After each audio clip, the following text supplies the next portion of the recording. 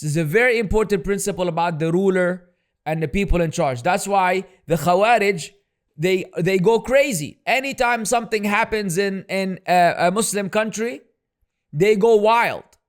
They go wild in highlighting it, even though those same events have been happening in their countries year after year. Right? It's part of their lifestyle. But once it happens here, it becomes the highlight and the big deal.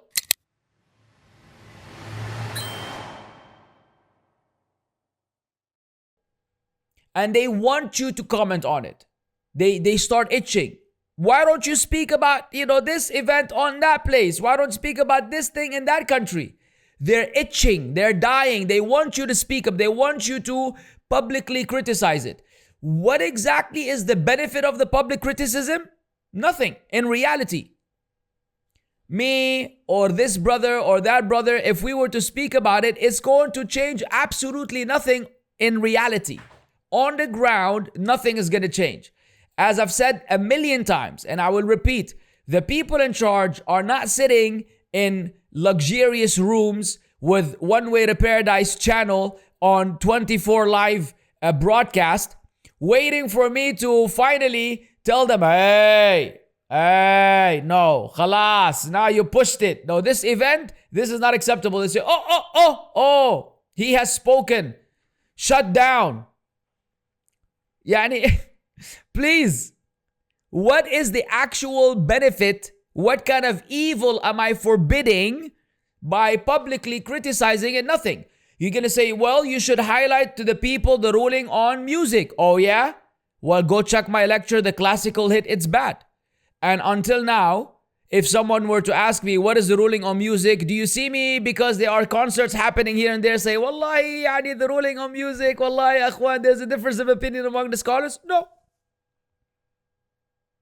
We still communicate the same exact ruling. That has never changed. So anyone, you're going to say they're celebrating this event. I have the lecture, can I celebrate this? Telling you that all of these events, National Day, Halloween, Christmas, Mawlid al-Nabawi, all of these are haram. All of these are haram for a Muslim to partake in and to engage in and to endorse and accept and acknowledge and the whole thing. Anything that they want us to speak about, I've already, by Allah's grace, and most of these du'at have already spoken about, and they continue to speak about in terms of the ruling. But that's not what these guys want. They don't want us to communicate the ruling to the Muslims. No. They want us to have a Khariji trait of publicly criticizing the person in charge. Then and only then are they satisfied. So when we call these people Khawaarij and they start flipping and tripping, I don't understand why y'all flipping and tripping. This is exactly what the Khawaarij do. This is a trait of the Khawaarij. They will not have a peaceful night, a peaceful sleep, until they publicly criticize the people in charge, until they cause division among the Muslims, until they continue to entice and push for revolting and criticism, until it turns into arms and weapons, and a faction will go out and try to take out the people in charge and assassinate and coup and whatever, and then the people in charge will push back and will try to dismantle and do away with this entire movement, and then the end result will be thousands of Muslims dead, innocent people die, and guess what? Whatever those people in charge were upon, they will become worse now. If they were allowing some da'wah to take place, if they were flexible with da'wah, now they will even clamp down on these events, because they will think that this is a result of religious extremism. So do these people have the understanding, the vision of the scholars? Are they able to understand what's at stake? No. That's why you see them always trying to push us to behave the way they want us to behave, and this is why you should never submit and concede. Don't comply.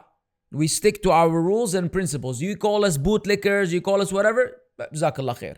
That's on you, Habibi. You will have to deal with the consequences of this name calling when it's unsubstantiated. But in reality, you are in line with the Quran and the Sunnah. So when it comes to the matter of the rulers, if it's going to harm you, harm your family, harm the da'wah in general, sometimes it's best to be quiet. Sometimes it's best to be quiet. And that is part of Islam. That is exactly what happened in Sulh al-Hudaybiyah. The companions wanted to speak out, that they wanted to negotiate better terms for the Muslims, and they wanted, but no, the Prophet ﷺ did not accept, and he accepted the clauses and the terms of the Sulh, the treaty, which apparently seemed to be in favor of the kuffar of Quraysh and in disfavor of the Muslims. Sure enough, with Allah's ultimate wisdom, with time passed, they realized that this was Al-Fath al-Mubin. This was a great, clear victory that Allah Azza wa Jal gave Islam and the Muslims through this treaty that appeared to be disadvantageous towards Islam and the Muslims. But this is why you refer the matters to the scholars, not to some random person who graduated from some Western university with a degree in philosophy, and then he wants to come and speak about those grandiose matters of Islam, where you sideline someone like Sheikh bin Baz, rahimahullah, Sheikh bin Uthaymeen, and you listen to someone whose name is Daniel. I mean, come on now. Brothers, please, have mercy on your souls, man. Have mercy on your souls and learn from where do you eat al-katif, from where do you eat the shoulder of the camel. Now, you have to eat it from the way it's supposed to be eaten. Otherwise, you're going to get food poisoning.